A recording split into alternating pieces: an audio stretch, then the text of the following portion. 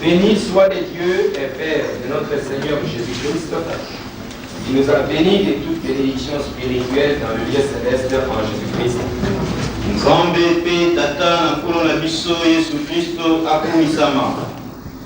Ye oyo asili kopambola biso kati na Kristo na mapamboli nyonso na molimo na bisika na likolo. En lui, Dieu nous a élus avant la fondation du monde pour que nous soyons saints et irréprochables devant lui. Aponaki biso kati na ye liboso na kozalisama na mokili ete biso tozala bule pe na kozanga ekweli liboso na ye. Il nous a prédestinés dans son amour à être ses enfants d'adoption par Jésus-Christ, selon les bons plaisirs de sa volonté. Kati na bolingo akanaki liboso mpona biso ete tozala bana na ye kati na Yesu Kristo, pela moko mwangu na mokano na ye. Tobondela nkolo. Bolo Nzambe na biso, comme des êtres indignes, tobola bato oyo bajangi makoki, nous inclinons devant toi, tozali kogumbama liboso na yo. regardant vers la poussière où nous avons été tirés, Kozala na putulu na mabele epai wapi yo ozwaki biso. sachant simplement que dans l'homme il n'y a rien de bon. Tozosola kati na biso ete kati na moto eloko na malonga ezali te. Il est venu de la terre et retournera à la terre. Ye auti na putulu na mabele mpe akozonga na mabele. Mais Seigneur, il est à plus kasi nkolo esepelisaki yo de mettre quelque chose dans l'homme. ete otia eloko moko kati na moto, Et cette quelque chose-là viendra du ciel. mpe eloko yango ekouta na lola. Et c'est dans cette chose-là que nous voulons mettre notre espoir. Ozali kati na yango nde tolingi kotia elike na biso sikoyo. Cette chose-là, c'est le Saint-Esprit. eloko yango ezali molimo mosantu. Nous voulons l'inviter, il soit au milieu de nous. Ozali kobenga ye ete azala kati na biso, Afin qu'il nous révèle réellement ta volonté. ye amonisa biso mpenza mokano na yo. Seigneur, pardonne-nous. nkolo tika ete olimbisa biso. Si nous avons dit quelque chose qui n'était pas correct, soko tolobaki likambo oyo elongobanaki te, pardonne-nous de nos pensées. limbisa biso na makanisi na biso, Pardonne-nous de nos comportements limbisa biso na ezaleli na biso qui n'étaient pas bien devant toi. oyo elongobanaki te liboso na yo. Dans ton amour et dans ta grâce, kati na bolingo mpe ngolu na yo, regarde-nous au travers du sang tala biso na se na makila na Yesu Kristo, et purifie-nous, Seigneur. mpe petola biso nkolo. Nous croyons que tu l'as déjà fait. Olingi ete yo osili kosala yango. Seigneur, nous sommes en train d'étudier une bénédiction nkolo tozali koyekola lipamboli moko que tu nous as donné dans le lieu céleste. oyo opesi biso na bisika na likolo. Tu nous as dit que tu nous as prédestinés avant la fondation du monde. olobi na biso ete oponaki biso liboso na kozalisama na mokili, Être des enfants d'adoption. ete tozala bana na yo oyo bakoki kozwa lokumu. Et Seigneur, nous voulons que tu nous révèles ce que tu as déjà fait. nkolo tolingi ete omonisa epai na biso oyo osilaka kosala, Parce que c'est nous qui sommes à droite de Dieu. oyo ete biso nde tokomi biso na ntango, Et c'est nous qui devons réellement voir ces choses. Nous te remercions, Seigneur. Et nous t'invitons, Seigneur, qu'il puisse être présent au milieu de nous. Parce que c'est vrai, nous ne sommes pas venus en tant qu'un homme, mais nous sommes venus témoigner. Au nom de Jésus-Christ, nous te remercions pour ta grâce. Au nom de Jésus-Christ. Amen. Amen.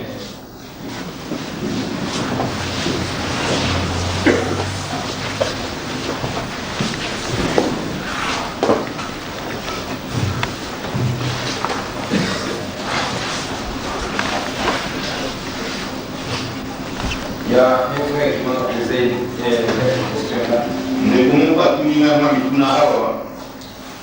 Il dit que j'ai besoin d'éclaircissement sur ce que tu as dit, qu'un homme baptisé du Saint-Esprit peut être perdu ou aller en enfer.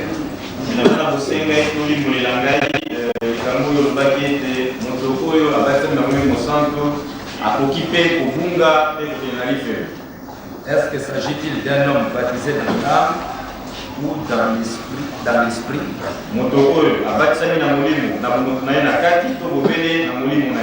Ou bien il peut être baptisé soit dans l'âme, soit dans l'esprit, mais aller en enfer.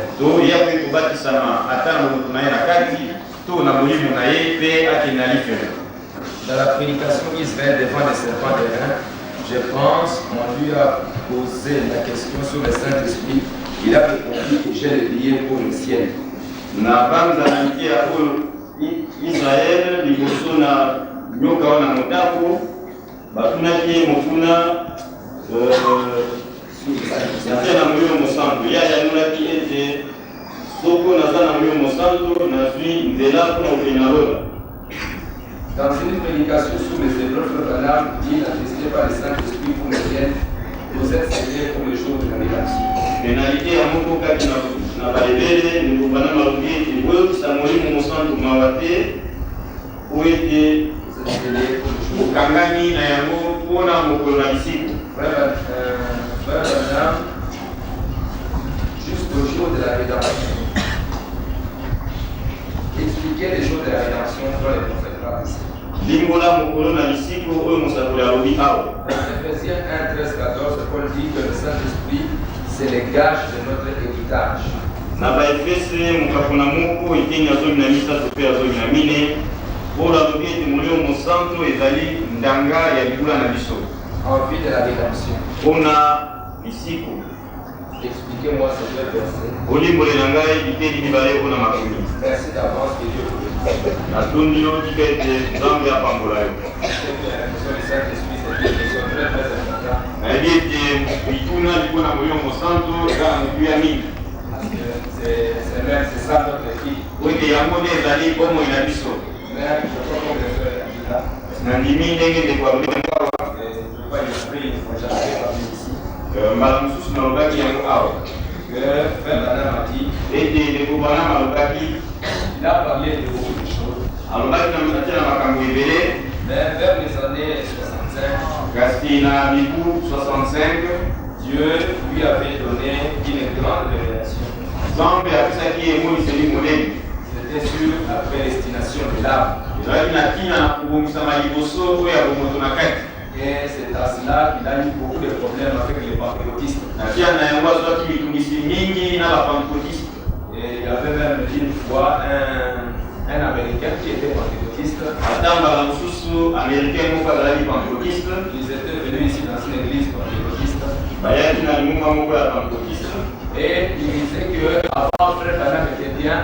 alobaki ete kalakala ndeko bana bazalaki malamu. Mais vers les années 63, il était devenu bizarre. kasi kobana na mibu 63 akomaki ndenge mosusu. A commencé à donner des enseignements là drôles. kotia maladishi oyo ezali kokamwisa taba. Et qui faisait peur aux gens. ezobangisa bato. C'est la vérité. Après, ça doit faire peur aux gens. Mais pour les élus,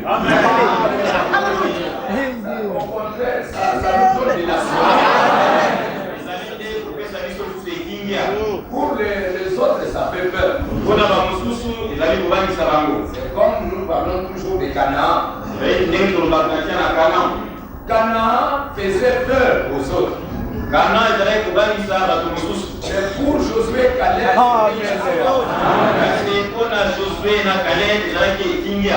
et c'est vrai, à partir de ces années-là, Frère Branham commençait à dire des choses très difficiles. Et c'est ce que nous avons vu l'autre jour. Nous allons lire une citation. Parmi les événements modernes, à la page 13.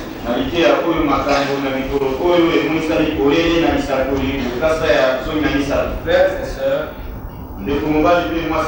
c'est là que vous paraît une plaisanterie. Mais c'est la vérité de l'évangile. Ce message est prêché le 6 décembre 1965. Le 6 décembre 1965. C'est là que vous paraît une plaisanterie que c'est la vérité de l'évangile.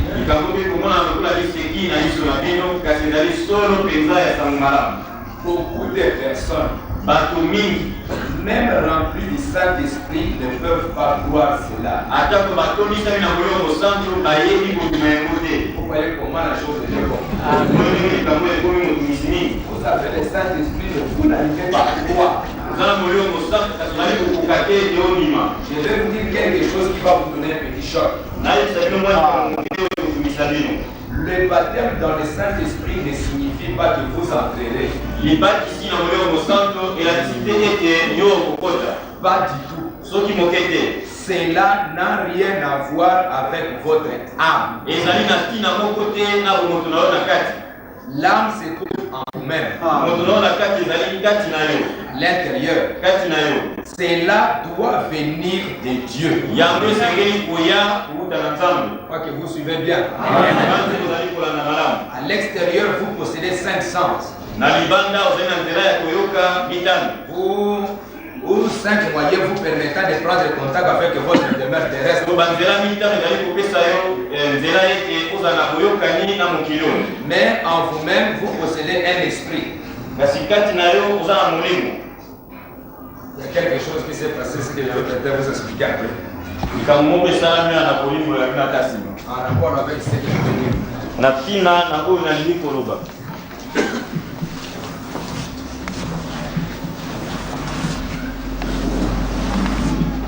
Ici, il y a l'âme.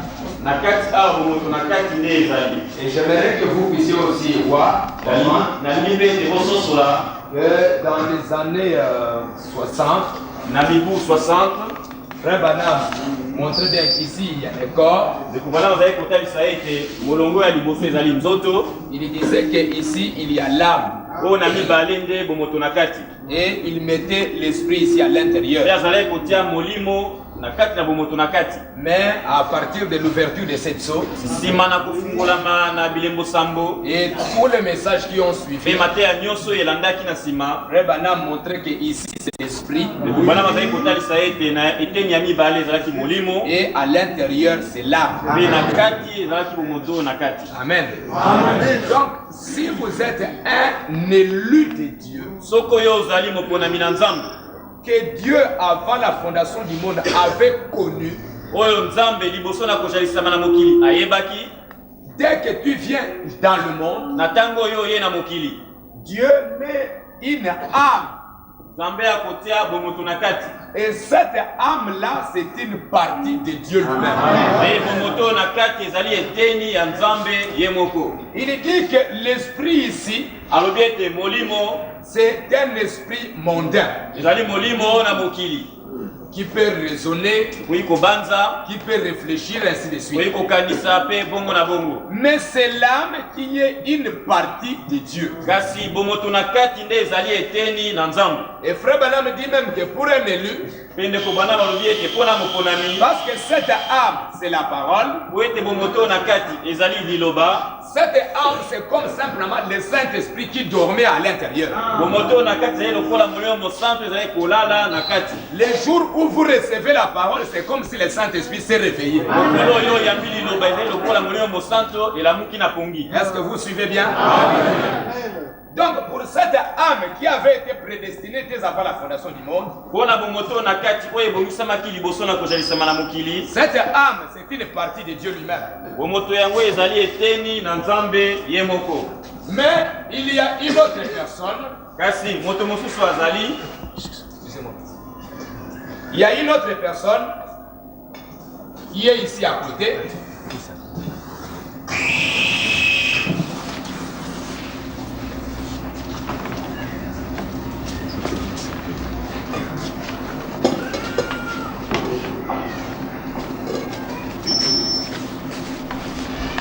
Il y a une autre personne qui est ici à côté. Ça, c'est un élu de Dieu. Il peut raisonner juste comme un homme du monde peut raisonner. Mais à l'intérieur, son âme est une partie de Dieu. Mais il y a l'autre personne qui est ici, dont l'âme n'a aucune représentation de Dieu. Il a un esprit, il a un corps, et il a aussi une âme.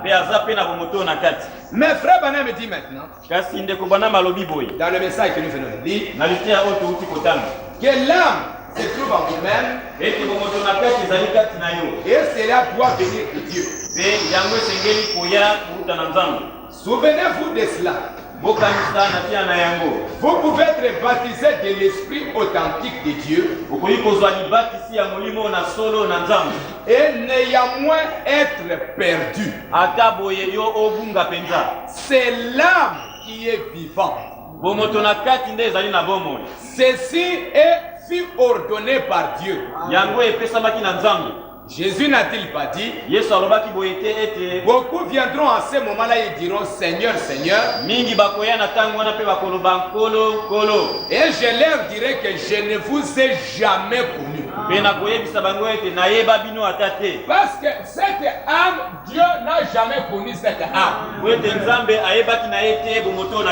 Mais cette âme, Dieu l'avait connue dès avant la fondation du monde. Donc le véritable baptême du Saint-Esprit pour un élu, ça se passe ici dans son âme. Amen. Ça se passe ici dans son âme. Mais pour l'autre personne, pourquoi ici le baptême ça se fait dans l'âme? Parce que l'âme est une partie de la parole. Or le Saint-Esprit s'unit toujours avec la parole. Mais ici, comme cette âme n'est pas une partie de la parole, le véritable Saint-Esprit, le vrai Saint-Esprit, il descend dans cet homme, mais se limite simplement dans son esprit. Et dans cet esprit, cet homme peut prophétiser. Cet homme peut faire des miracles au nom de Jésus-Christ. Cet homme peut être un grand prédicateur. Il peut faire tout. Il peut même produire des bonnes œuvres. Mais quelle est la différence? Lisons encore quelque chose. Dans le message, les choses qui doivent être. Priez avec tous les autres. Réjouissez-vous avec les autres. Toutes les bénédictions spirituelles sont sur vous. Vous dites, je prophétise.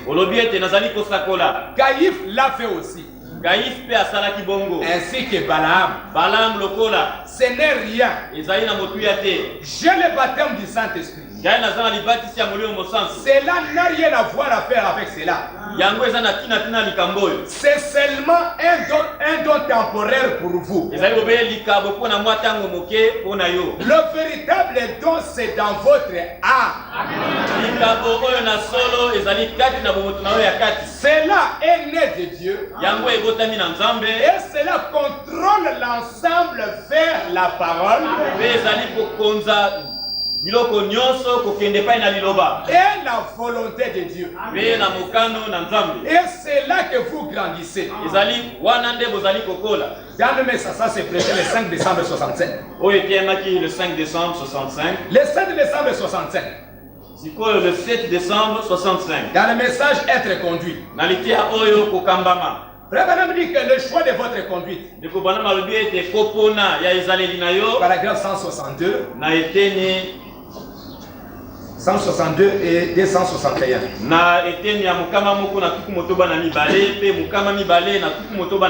Vous ne pouvez pas mélanger cela maintenant. Soit que vous soyez pour Dieu ou contre Dieu.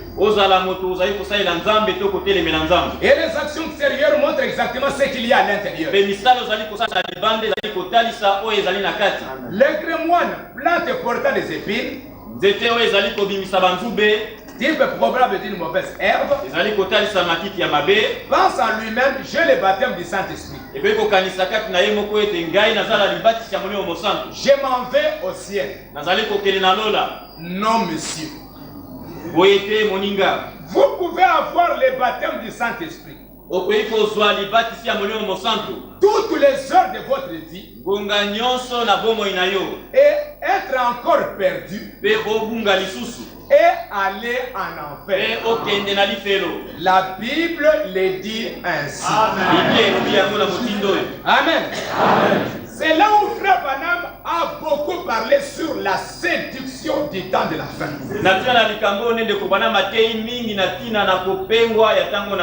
Et sur cela qu'il a basé son message, le roi du temps de la fin.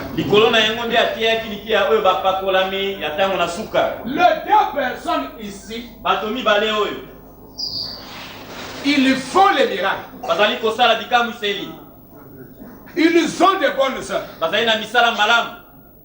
Mais la différence, la seule différence sur l'évidence du Saint-Esprit,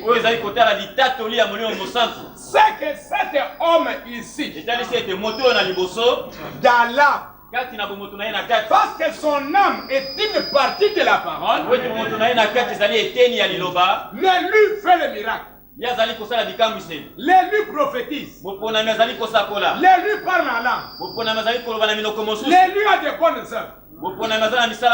L'autre aussi, c'est la même chose. Mais la différence, quand il s'agit maintenant de la parole, alléluia. Quand il s'agit maintenant de la foi dans la parole, c'est à ce moment-là que vous verrez la différence. Amen. Cet homme ici, pour tout ce que la Bible dit, pour tout ce que le prophète dit, lui, il dit Amen. Mais l'autre ici, il ne peut croire une partie de la parole. Il a réellement le Saint-Esprit. Le même Saint-Esprit que l'élu a aussi. C'est pourquoi Frère Branham est arrivé. Je crois que c'est ce que nous avons lu l'autre jour. Que l'évidence du Saint-Esprit, ce n'est même pas l'amour, ce ne sont pas les œuvres, mais c'est la foi dans la parole.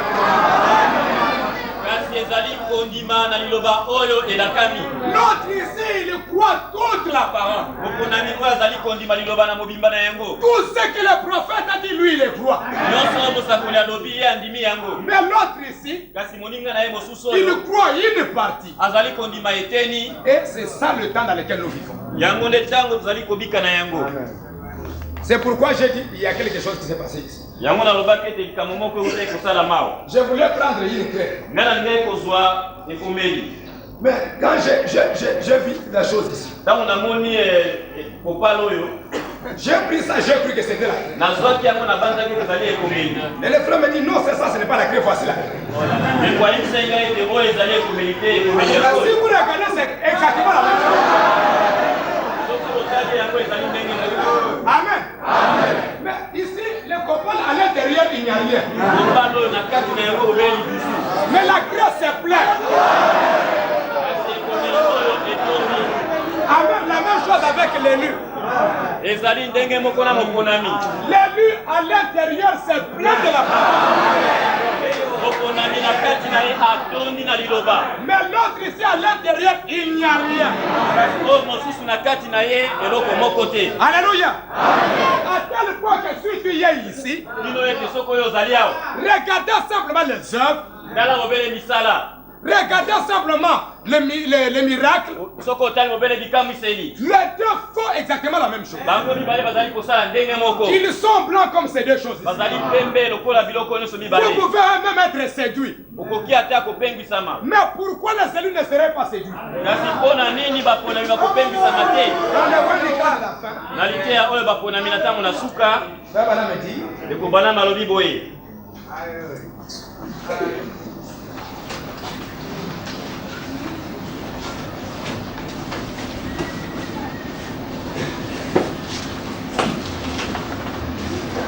Il dit ceci.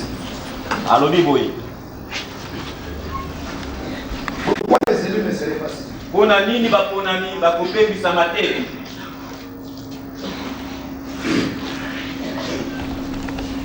À la page 34. Les grains de blé seraient rendus semblables à son état original. Le Fils de l'homme dans les derniers jours.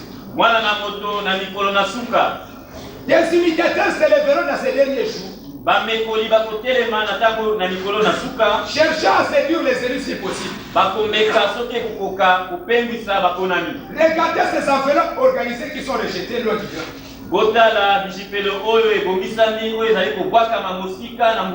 Afin que les grains soient révélés aux élus. Voyez comme tout cela est admirablement bien exprimé dans Ephésiens 1:5.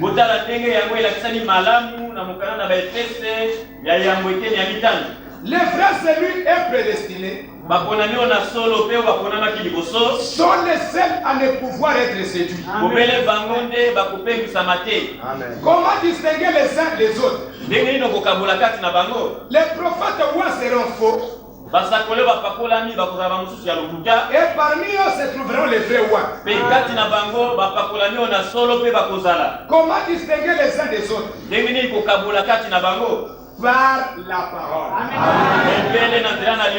Comme cela nous est montré par les types projetant leur ombre dans l'Ancien Testament. La parole seule est le véritable moyen de séparer les vrais du faux.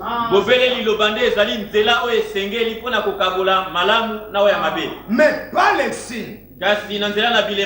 Oh non! C'est quand les deux groupes manifesteront les mêmes signes. Mais c'est la parole qui les séparera. Est-ce que vous suivez bien, mes frères? Ce qui fait que les miracles, il fait bien au nom de Jésus-Christ. Et c'est réellement Jésus qui guérit. C'est réellement le Saint-Esprit en nous. Mais quand vous arrivez maintenant à lui montrer ce que dit le prophète, c'est là alors qu'il montre sa couleur. Frère Branham dit à la page 36, ce sera si proche de la réalité que les élus seraient séduits. S'il était possible. La raison pour laquelle les élus ne seront pas séduits, ils sont eux-mêmes la parole. Amen. Amen. L'homme, c'est la parole. Vous pouvez faire le mieux. Ah, c'est vrai. Ah, il est étonné. Lui, il est étonné. Il est même prêt de commencer à suivre. Peut-être même il va suivre. Il suit. On arrive à un point. Le prophète dit sur quelque chose. L'homme dit ici il a dit en tant qu'un homme. Pendant toutes ces années, moi je croyais que tu étais l'élu. Maintenant tu dis que Branham est un homme comme tous les autres. Oui, il est un homme. Mais ce qu'il a dit est la parole de Dieu. Amen. C'est pourquoi l'élu ne peut pas être séduit. À la page, la raison pour laquelle les élus ne seront pas séduits, c'est qu'ils sont la parole. Ils ne peuvent rien faire d'autre, ni rien entendre d'autre, ni rien savoir d'autre. Amen. C'est ça la caractéristique d'un élu. Donc le véritable baptême du Saint-Esprit pour un élu, c'est dans l'âme. Et dans cette âme, il est en train de grandir. Et un jour, quand nous quitterons cette terre, l'âme va s'en aller au ciel. Mais ici, comme il n'y a rien, il n'y a pas quelque chose. Ce qui fait que dans son esprit, le Saint-Esprit va le quitter et lui va rester sur la terre. Parce que dans l'âme, il n'y a rien. Parce que c'est là qui est en train de grandir. C'est l'âme qui va même sanctifier l'esprit. Parce que Frère Branham dit que l'âme c'est le tour de contrôle. Est-ce que vous suivez bien mes frères? Donc avant la fondation du monde, Dieu avait vu les élus. Il les a vus en train de naître, en train de grandir, jusqu'à arriver à la fin. Donc, si réellement aujourd'hui tu es un élu, ce que tu es en train de faire aujourd'hui, c'est ce que Dieu a déjà vu. Amen. Donc, il est écrit qu'il doit vous amener à la sainteté et à l'adoption. Donc, vous remplirez les caractéristiques de l'adoption. Parce que Dieu t'avait vu avant être amené à l'adoption. Mais si tu commences à douter de ce que le prophète a dit, tu n'arrives plus à aller loin. Comme les enfants d'Israël, c'était bien les enfants d'Israël. Mais arrivant à un certain moment, ils ne pouvaient plus aller plus loin. Ils se sont arrêtés quelque part. Mais un élu, parce que Frère Branham me dit, il y a certaines personnes, et c'est l'épouse de Jésus-Christ, dont les noms ne seront jamais effacés du livre de vie. Mais il y en a d'autres dont les noms seront effacés. Il a parlé de Judas, et il a parlé encore d'autres. Mais un élu, prédestiné dès avant la fondation du monde. Il va grandir jusqu'à atteindre l'adoption. Si tu n'arrives pas à l'adoption, si réellement Jésus, Dieu t'avait vu avant la fondation du monde, arrivé à l'adoption, maintenant que nous parlons de ces choses, tu seras très content.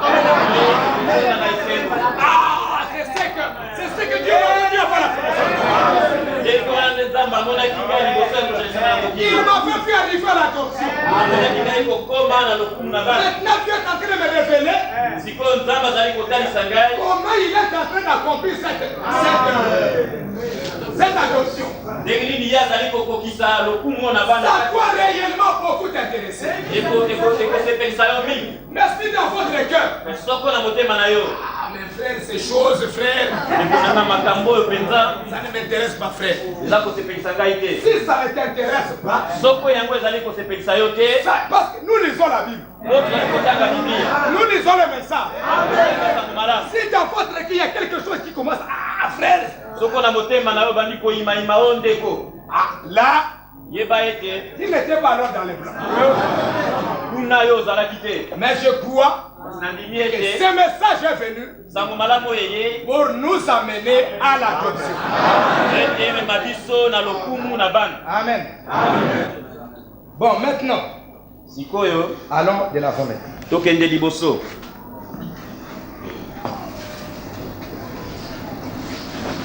Lisons quelque chose dans l'adoption.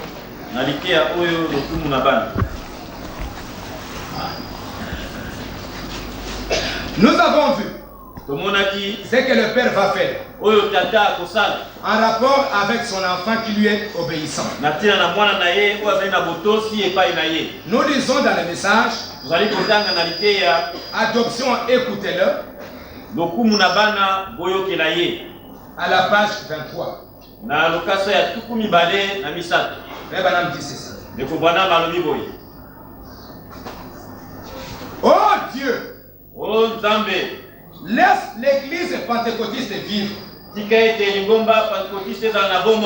Telle est ma prière. Puisse-t-il nous conduire à cet endroit? Je souhaiterais qu'il le fasse ce soir même. Je souhaiterais qu'il prenne ce groupe ici ce soir. Nous sommes le matin. Et qu'il nous adopte. Qu'il nous adopte comme ses fils et ses filles. Nous sommes nés fils et filles de Dieu. Mais puisse-t-il nous adopter en tant que ses fils et ses filles? Quel rassemblement puissant sera serré? Dieu placera des dons dans cette église. Et vers cette même heure, tous les gens tout autour saurait que quelque chose s'est produit dans ces lieux. Il le saurait certainement. Il le saurait parce qu'il verrait l'Esprit de Dieu se manifester dans les gens. Ne le voulez-vous pas? Chacun d'entre vous, ne soyez pas fâchés contre moi. Je deviens un peu cassant. Ça c'est le prophète qui le dit. Mais comme je l'ai toujours dit, un frère ici a dit qu'il était charpentier. Eh bien, si vous n'enfoncez pas les clous profondément,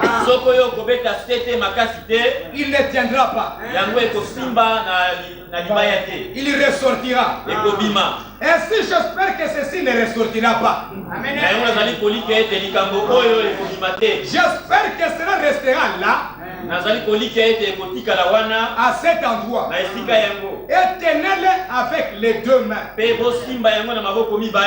la prière du prophète. Nous sommes nés comme des enfants. Mais Dieu veut nous faire grandir. Parce qu'il a un grand héritage à nous confier. Comme le prophète l'a dit qu'il ne pouvait pas confier cela aux Corinthiens. Parce que les Corinthiens se comportaient toujours comme des bébés. Mais les Éphésiens étaient devenus des hommes majeurs. C'est pourquoi eux, ils pouvaient confier ces riches héritages. Dans le message, écoutez-le. À la page 11. Page 10. Si cet enfant n'obéissait pas, et ne s'occupait pas des affaires de son père, Dieu suscitait un autre fils. Et c'est ce qu'il a fait au travers des âges. Suscitant un Luther, suscitant un méthodiste, suscitant un nazaréen, suscitant un pèlerin de la sainteté, suscitant une Pentecôte. Il continuera à susciter, à susciter, jusqu'à ce qu'il ait, oh Dieu, j'espère vivre pour voir cette église. Amen. Lorsqu'elle s'élèvera dans la puissance et dans la beauté de la résurrection, avec la puissance de Dieu agissant au travers d'elle, avec des signes et des miracles, accompagnant les croyants, comme c'est fut le cas dans le Nouveau Testament. Comme c'est merveilleux. Alors si cette église a bien obéi, combien de tu aimerais aller vers les pères et oh, il est merveilleux. Le travail est fait exactement comme tu le faisais. Amen. Voyez-vous ce que je veux dire? Ton fils n'a pas fait. Exécute ton travail. Les instructions à la lettre. Comme tu le faisais. Alors le père peut dire, je suis vraiment fier de ce fils. Savez-vous ce qui arrive? Lorsqu'il reçoit son éducation, sa formation, pourtant il ne peut pas exercer toute l'autorité. Il ne l'a pas encore fait. Il est toujours un fils. Mais il n'a pas été placé. Maintenant vous prédicateurs, savez où j'en viens? Au placement d'un fils. Maintenant si ce fils est avéré être le genre de fils souhaité, qu'il examine les affaires de son père, garde exactement ses instructions. Alors le père un certain jour conduit ses fils devant le public, les fait asseoir sur une place élevée, les portes d'un habit somptueux. Il y avait ce qu'on appelle l'adoption du fils, montrant la position qu'il avait. Il y avait une cérémonie. Et ensuite le père disait, celui-ci est mon fils. Je l'adopte. Je le place dans sa position. S'ils avaient eu l'échec en ce temps-là, le nom de ce fils sur l'échec, on est aussi malade que celui qui fait. Parce qu'il était placé. Le fils pouvait renvoyer qui il voulait. Parce qu'il était placé. Amen. Il possédait tout ce que le père a fait. C'est la chose que Dieu fera un jour à ses fils sur la terre. Il vous appellera à l'écart. Seulement si vous lui obéissez. Que vous vous appuyez sur sa parole. Et la croyez. Amen. Le placement d'un fils. Il est là même dans un certain endroit. Il fait une cérémonie devant les anges. Et le place dans la position qu'il a dans le corps de Christ. Il lui donne sa position dans le corps de Christ. Et nous avons vu que dans ce corps de Christ, il y a plusieurs membres. Dans le fils de Dieu manifesté, nous avons vu frère Madame Kidi à la page 29. Comment allez-vous être placé? Nous sommes nés par le Saint-Esprit. Nous tous. Car quel but sommes-nous nés? Nous sommes prédestinés. Dès notre naissance, nous sommes prédestinés à l'adoption. Pour être placés dans le corps de Christ.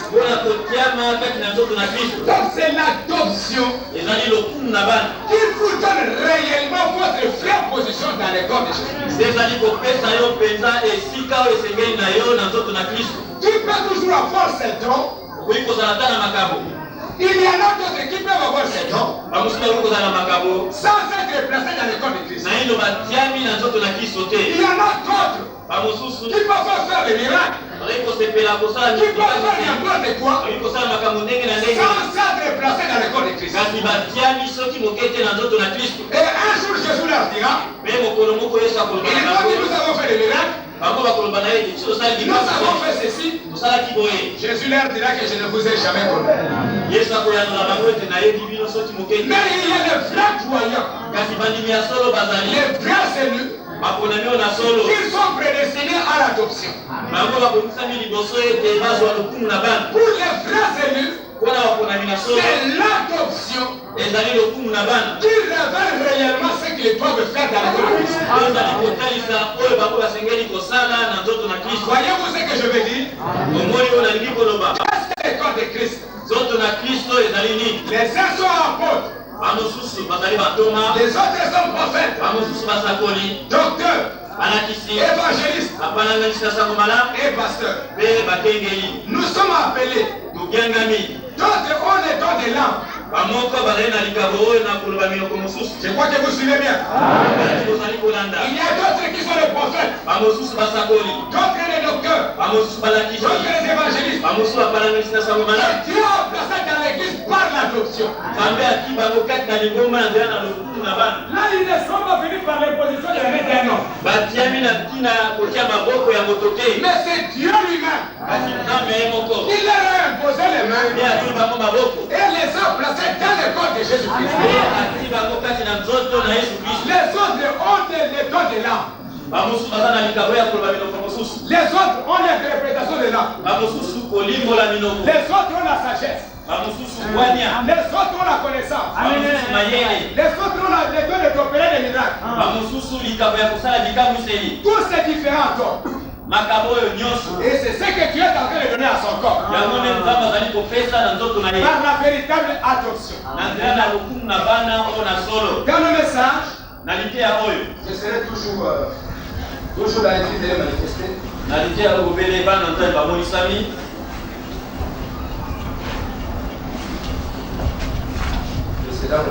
Je serai avec toi. Je serai avec toi comme j'ai été avec Moïse.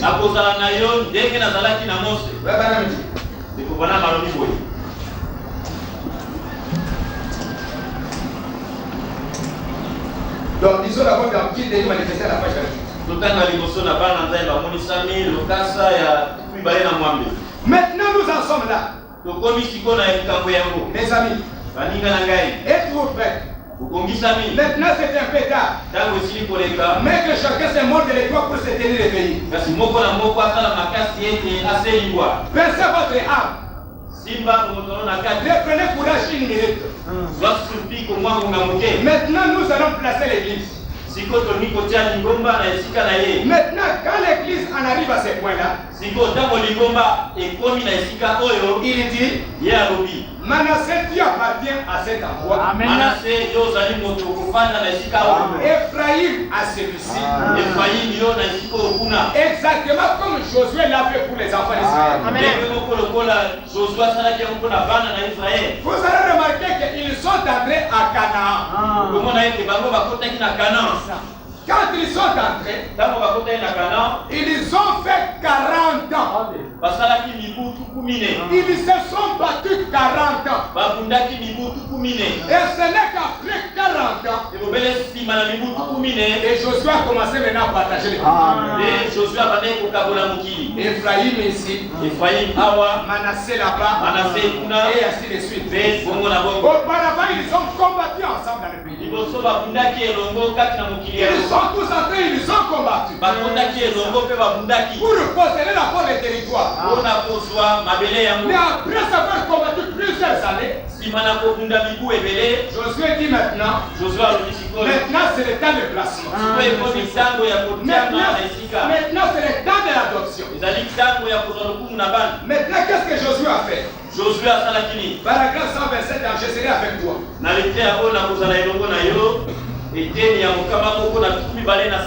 Maintenant il devait diviser le pays. Il y avait 12 tribus entre lesquelles il devait répartir. Et maintenant quand il devait choisir, il devait choisir quelques petits chouchous. S'il avait des amis, s'il devait faire l'amitié,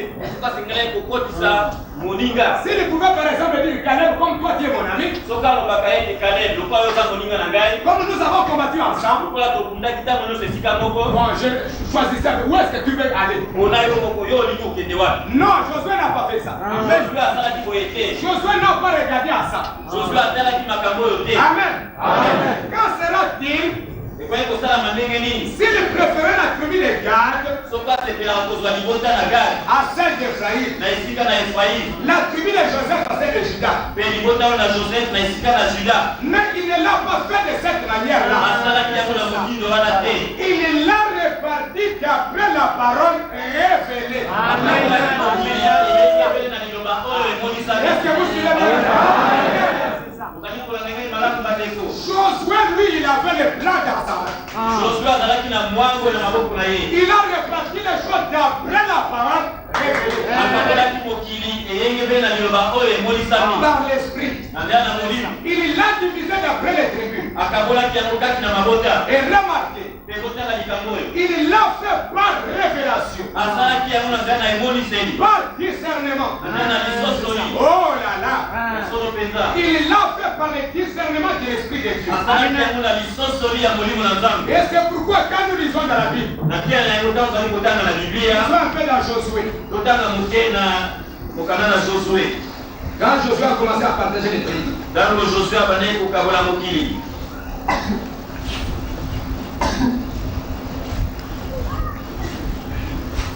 lisons au verset chapitre 13. Il est dit, commençons au verset 6. Au milieu. Donc seulement ce pays en héritage par les sœurs à Israël. Comme je te l'ai prescrit. Et qu'ils disent maintenant ce pays par portion. Entre les 9 tribus et la dernière tribu de Manassé. Les Rubénites et les Gadites. Et l'autre moitié de la tribu de Manassé. On est sur l'héritage que Moïse leur a donné de l'autre côté du Jourdain. Comme le leur a donné Moïse, serviteur de l'Éternel. Donc Josué partageait le pays, il le faisait toujours selon ce que Dieu avait dit à Moïse. Amen. Maintenant, nous jouons encore.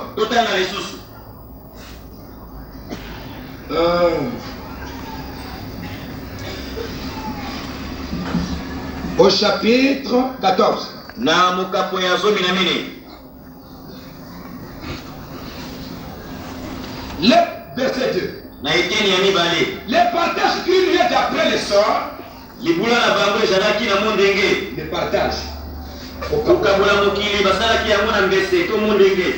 Comme l'Éternel l'avait ordonné par Moïse. Mbela moko Yahweh alakelaki yango Mose. Car Moïse avait donné un héritage aux 2 tribus. Mose apesaki libula na mabota ya mibale. Et à la tribu de l'autre côté du Jourdain. Mais il n'avait pas donné aux Lévites d'héritage parmi eux. Verset 5. Les enfants d'Israël se conformaient aux ordres que l'Éternel avait donné à Moïse. Yahweh na Mose. Et il partageait le pays. Donc tout ce que Josué a fait, il n'a pas partagé le pays selon sa pensée. Mais il a partagé le pays selon ce que Moïse avait dit.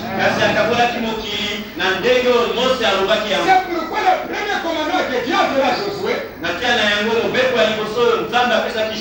il dit à Josué que cette parole de Moïse ne se retire pas de ta bouche. Mais dis que cette parole jour et nuit. Parce que tu partageras le pays conformément à ce message. Conformément à cette parole. Et c'est après que Josué s'est tenu. Et aujourd'hui c'est le Saint-Esprit qui est en train de faire ça dans son église. Immédiatement nous sommes dans l'église de Dieu. Dieu lui-même le fera pour chacun de nous. Pour vous et pour moi. Comme je l'ai dit que c'est une affaire individuelle. Amen. Pour Gad, pour Ephraïm, pour Lévi. Maintenant disons, continuons encore. Paragraphe 132, je serai avec toi.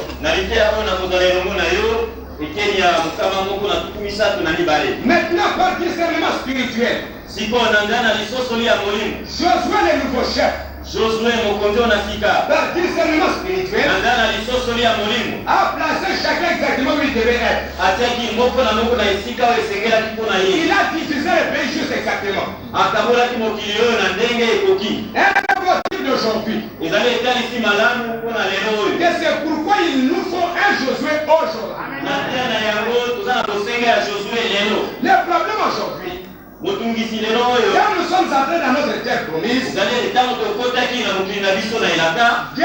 fait élever des moutons comme Ephraïm. L'un veut élever quelque chose comme l'autre. Mais Dieu fait bien partager les pays. Toi qui vas produire du maïs, toi qui vas produire du blé, que Dieu donne un don de guérison à un homme. Chaque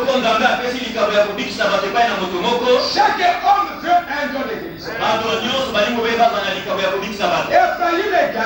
Ephraïm et Gad, tous les autres veulent se mélanger et devenir un. Mais nous sommes divisés dans notre position. Est-ce que vous suivez bien? Chacun tient un don particulier. Tous n'ont pas le don de sagesse.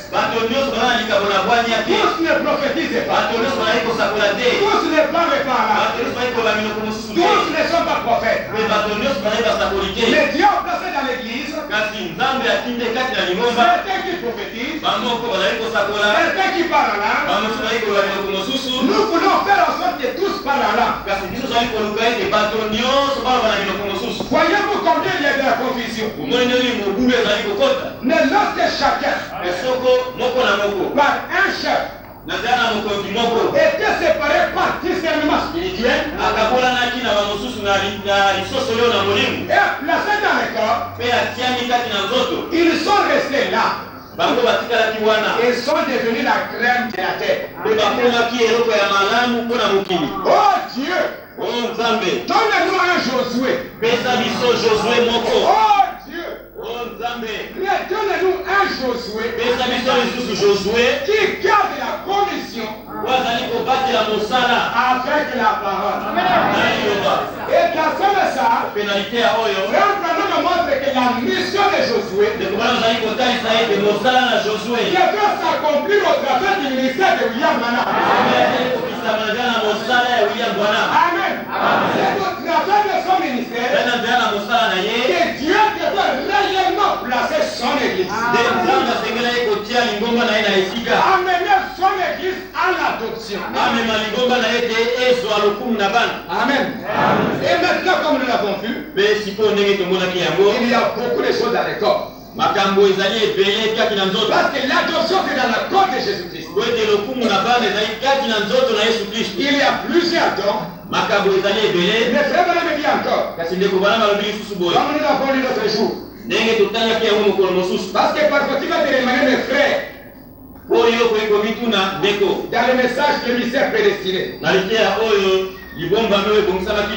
à la page 31. Si chacun de vous ici n'a pas été placé, vous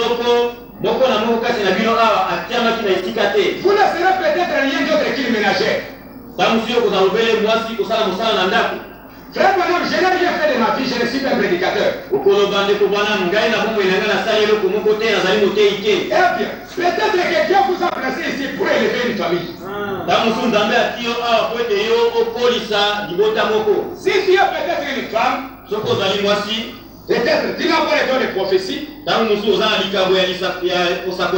bien n'importe quel autre don, mais tu vas dire que moi, je n'ai pas de place dans le corps.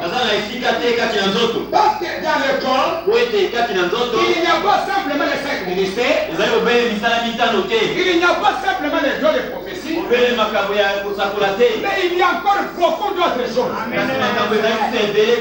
Comme nous l'avons dit l'autre jour, il y a le corps, il y a la partie visible, et il y a aussi la partie invisible. Et dans le corps de Jésus-Christ, c'est la même chose.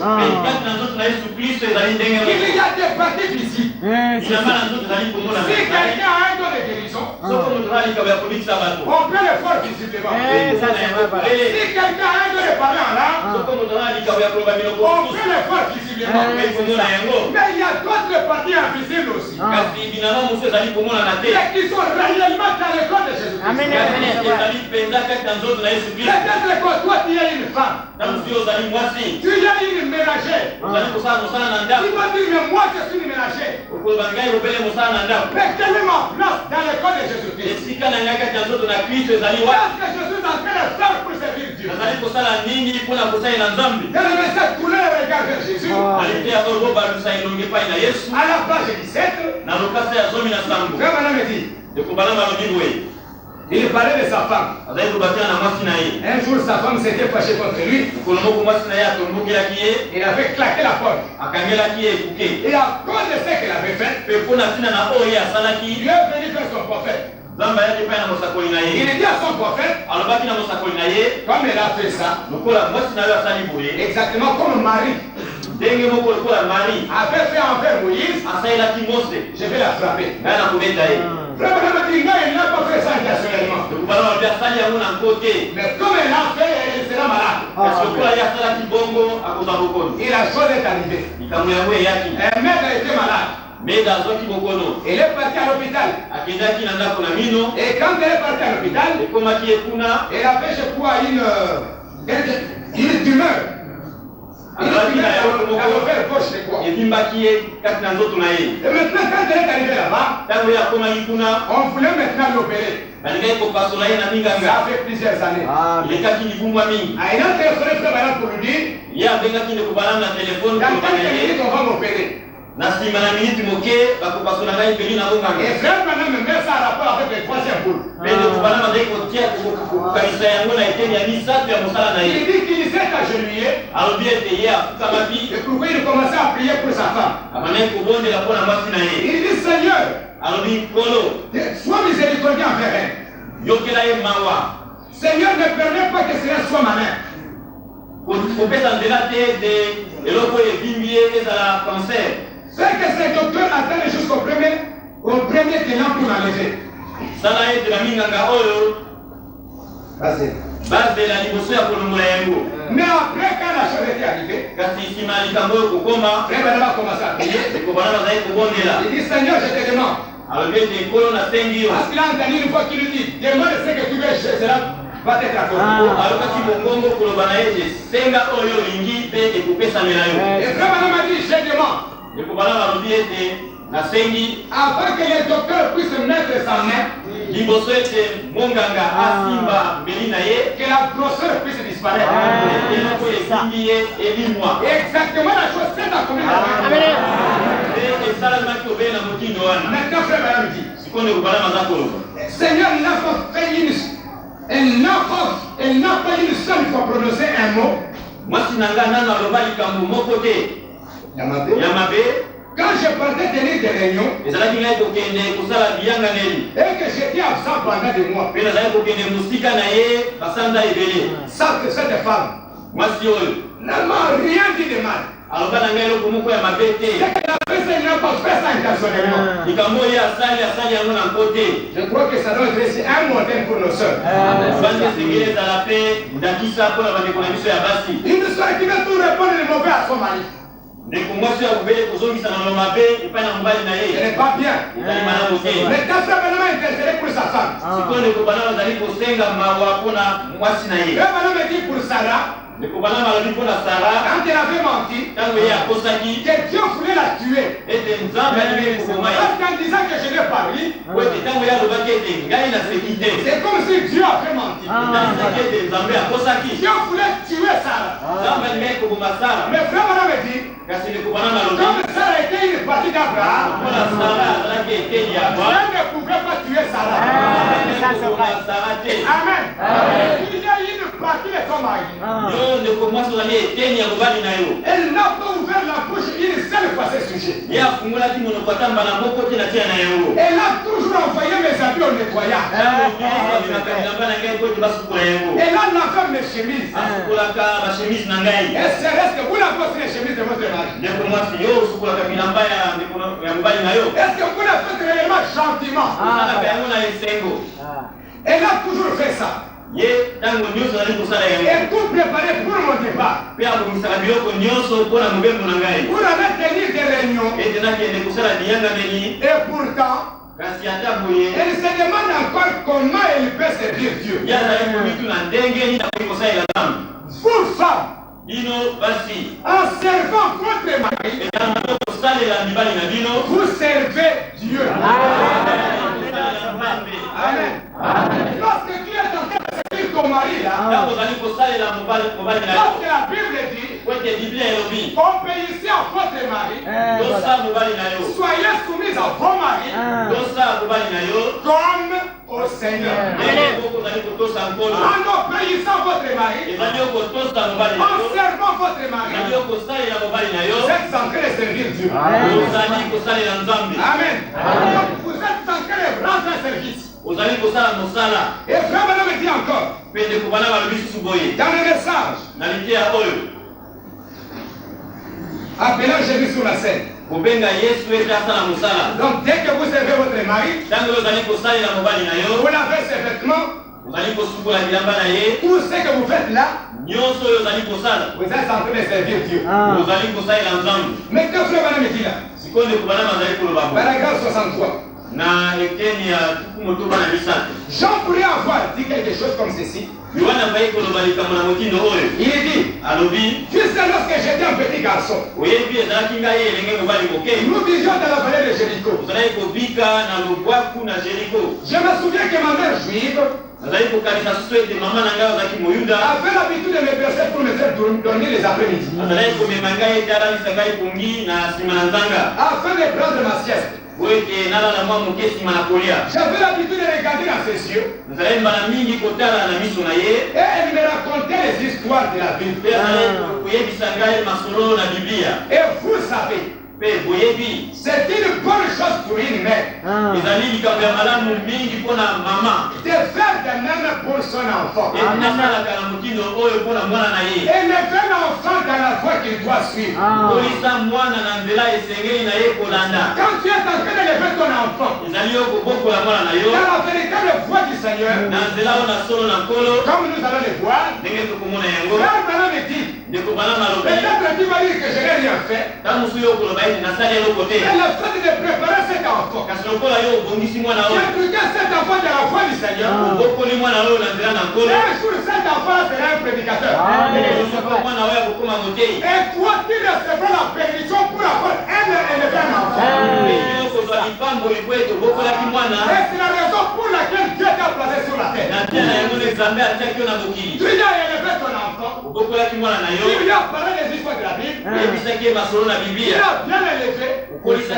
Et un jour, il sera un grand homme, ou un prédicateur, ou qui que ce soit. C'est ça la part que Dieu t'a donné pour faire sur la terre. Cela serait mieux que d'allumer la télévision et regarder certaines des choses qui se passent à la télévision. Vous feriez mieux si vous lisez pour lui une histoire de la Bible, parce que cela impressionnera son petit esprit. Alléluia. Donc au lieu de lui laisser voir tous ces films, comme maman me dit que quand tu lui laisses voir ces choses, il est en train de conduire ton enfant à la ruine. Mais si tu lui lis les histoires de la Bible, cela va préparer son petit esprit. Parce que la Bible a dit, élevez l'enfant dans la voie qu'il doit suivre. Quand il sera grand, il ne s'en éloignera pas. Donc le chemin de l'enfant, le futur de l'enfant, dépendra de comment tu l'as élevé quand il était bébé. Si tu lui as laissé voir tous ces mauvais films, c'est qu'il sera plus tard. C'est ce que tu es en train de préparer aujourd'hui. Il a su que tu es en train de l'élever dans la voie de Dieu. Quand il deviendra grand, il ne pourra pas aussi s'en éloigner. C'est si dommage que des mères placent leurs enfants devant un programme de télévision sur un quelconque scandale d'Hollywood. Mais au lieu de faire cela, racontez-leur les histoires de la Bible. Amen. Ça, c'est que Dieu t'a donné. Tu vas dire, mais moi je ne suis pas dans l'école de Christ. Non, toi maman, ou peut-être toi père, c'est ça le travail que Dieu t'a donné sur la terre. Maintenant frère, on continue. Il dit dans le message, le livre des Éphésiens est comparable au livre de Josué. À la page 3. Ça c'est pour les parents, mais c'est pour la mère. Donc sachez que toi tu es un enfant de Dieu. Et il y a le Saint-Esprit. Il y a toujours quelque chose à faire dans l'école de Christ. Il y a des membres ici qui sont à l'intérieur et qu'on ne voit pas. Mais quand il y a quelque chose qui ne va pas à l'intérieur, tout le corps est malade. Et si tu es réellement un enfant de Dieu, un véritable croyant dans le corps de Christ, même si on ne te voit pas, mais si tu es malade, si tu as un problème qui t'arrive, cela peut handicaper tous les corps. Et c'est ça ce que Frère Branham parle d'Akan. À la page 8. Quand Akan a pris ses manteaux de Shinéa, et c'est lingot d'or, il les cachait sous sa tente. Le jour suivant, il perdit 16 hommes.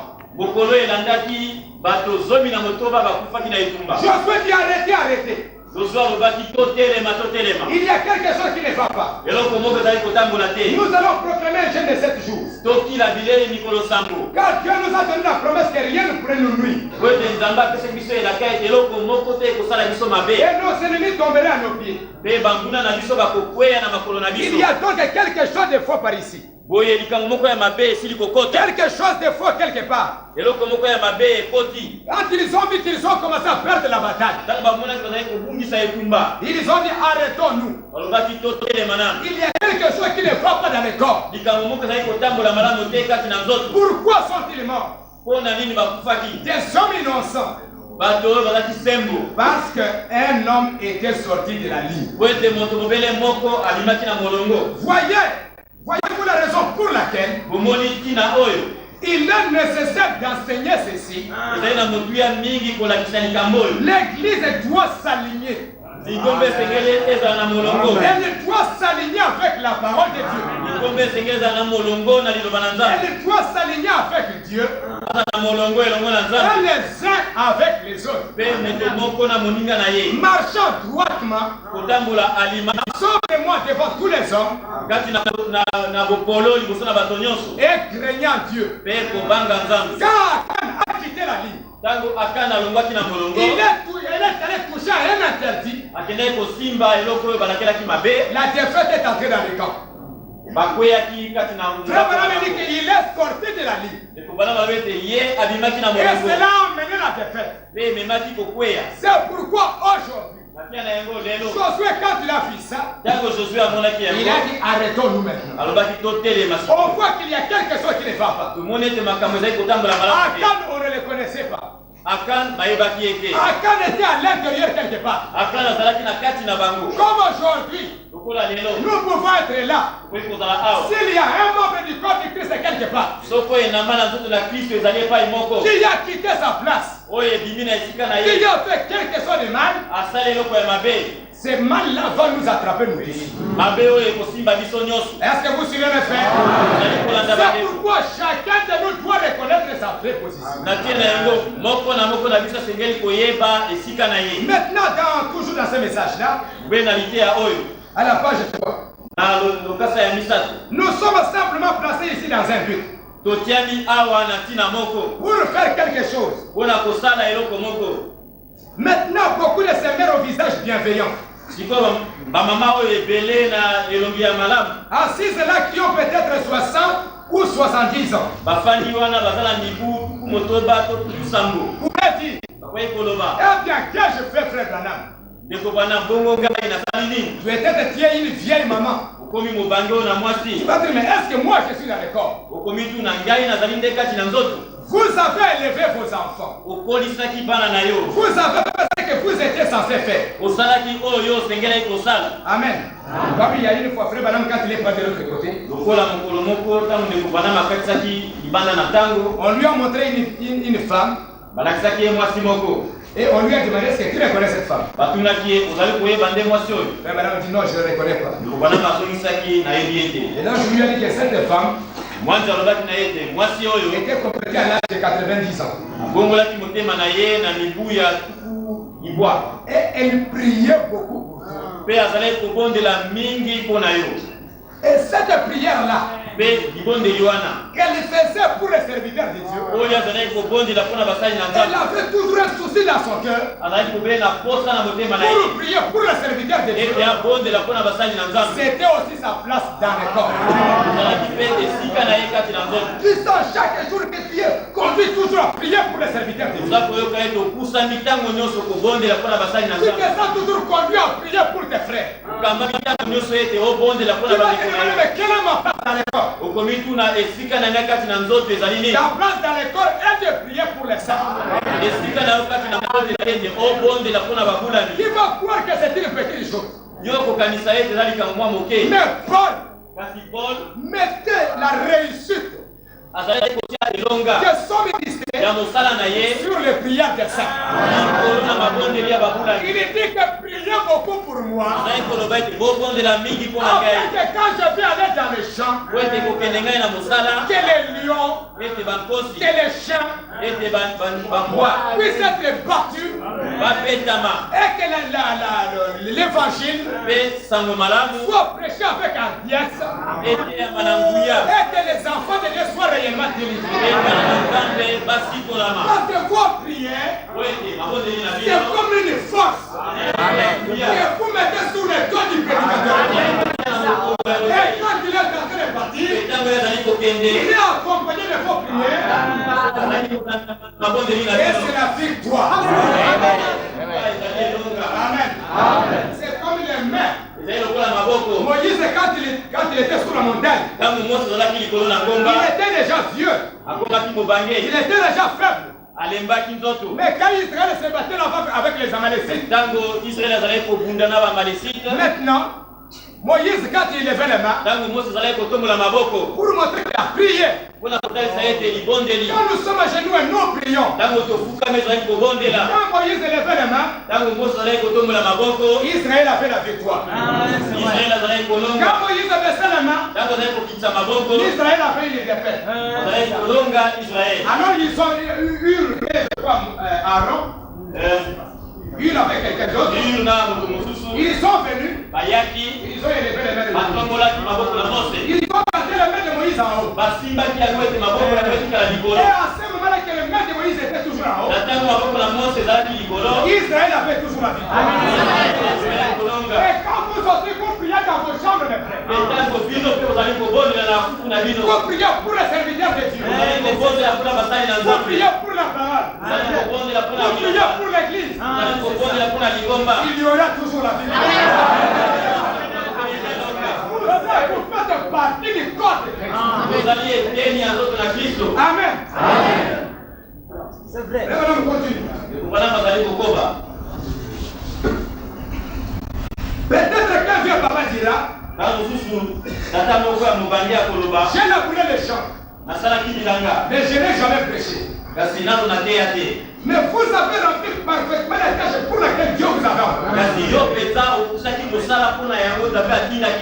vous a envoyé pour être un cultivateur. En cultivant du maïs, comme Ephraïm, parce qu'Ephraïm devait cultiver le maïs. Et quand il cultivait le maïs, parce qu'on avait dit aux Lévites, les Lévites, eux, ne devaient pas s'occuper de beaucoup de choses. On ne leur a pas donné l'héritage. Ils sont là simplement pour tenir la parole et à venir lire au tribut. Amen. Parce que s'ils sont embrouillés par-ci par-là, ils n'auront pas le temps de consacrer le temps à la parole. Dieu dit Ephraïm, toi cultive le maïs. Moi je cultive le maïs. Moi Ephraïm je cultive le maïs. Toi Lévite, viens lire pour Ephraïm la vie. Comme lui n'a pas le temps de lire la Bible, il a le temps de travailler le maïs. Alléluia. Et quand tu cultives le maïs, après, il vient avec le maïs. Un dixième de maïs. Il est Lévite. Voilà ma part. soulèvement. Je prends la pilule. Dieu a failli. Alors c'est que Dieu a dit.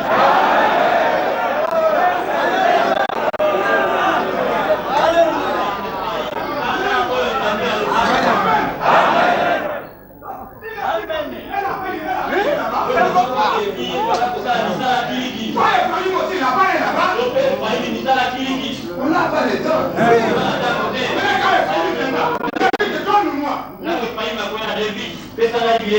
J'étais très occupé. Très occupé. Moi, ma part, c'est ça. Voilà.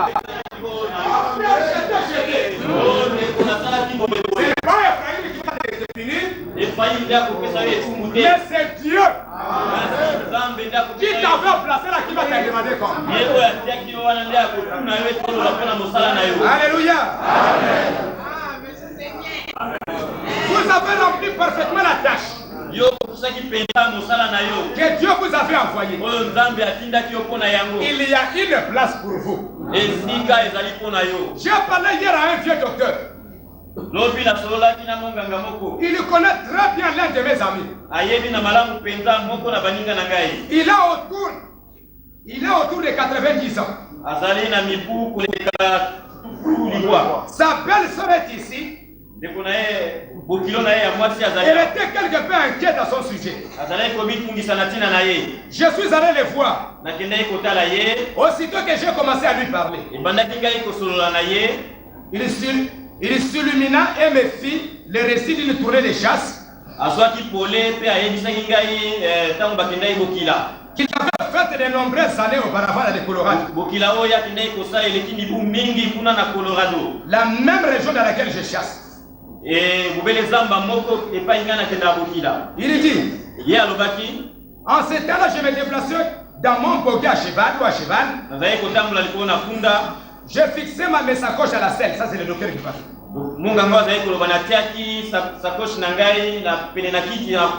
Il m'arrivait d'aller à pied. J'ajoutais oui. Le long de la rivière à 2 h du matin. Maintenant, entre dans la vision.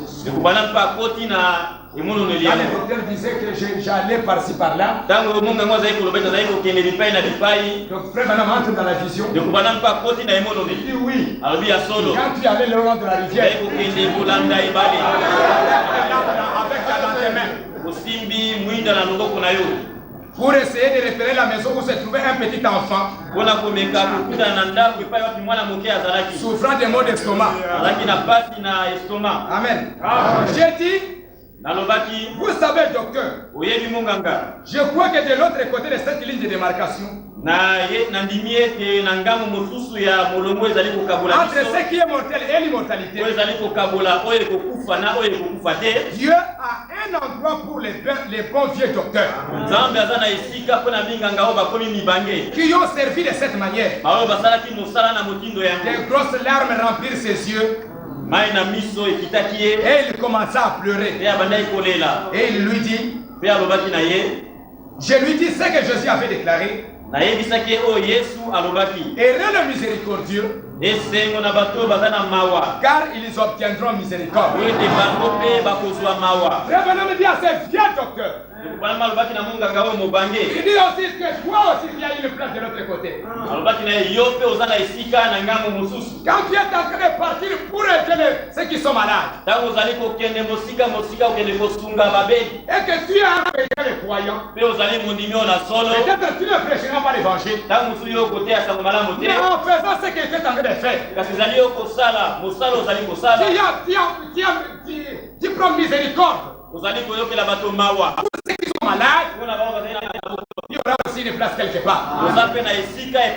Et aujourd'hui, si tu es aussi un médecin, si tu es aussi un pharmacien, si tu as quelque chose dans ce que tu fais là, si tu le fais réellement de ton âme dans l'amour,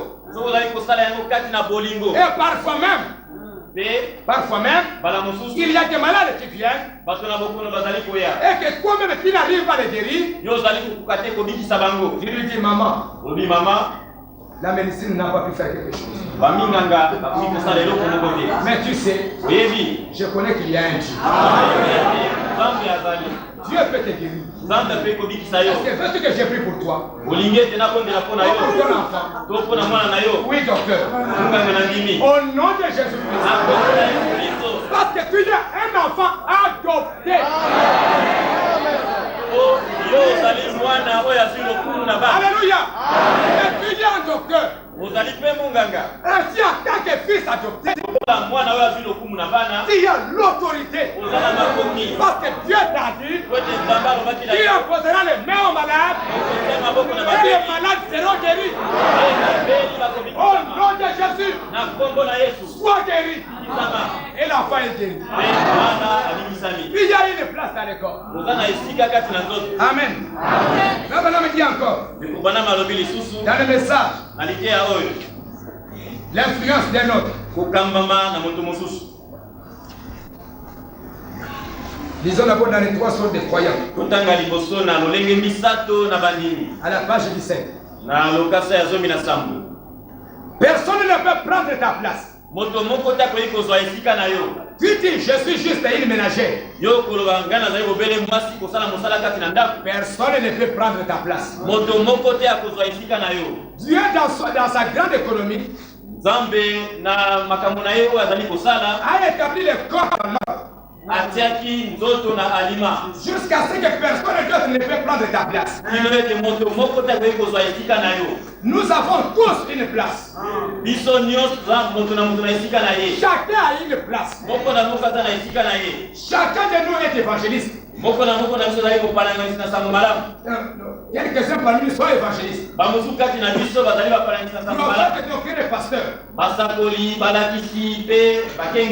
Certains sont des ménagers. Certains sont des mécaniciens. C'est ce que frère madame dit. Est-ce que vous êtes des mécaniciens? Tu vas dire, mais ma place où est-elle? En tant que mécanicien, c'est bien ton travail. Un jour, je m'amènerai avec la voiture. Tu vas utiliser ta sagesse pour réparer la voiture. Et ça aussi, tu es toujours dans le corps. D'autres sont des fermiers. Et c'est tout ça et n'importe quoi. Dieu vous a établi dans votre place. Dans l'influence d'un autre.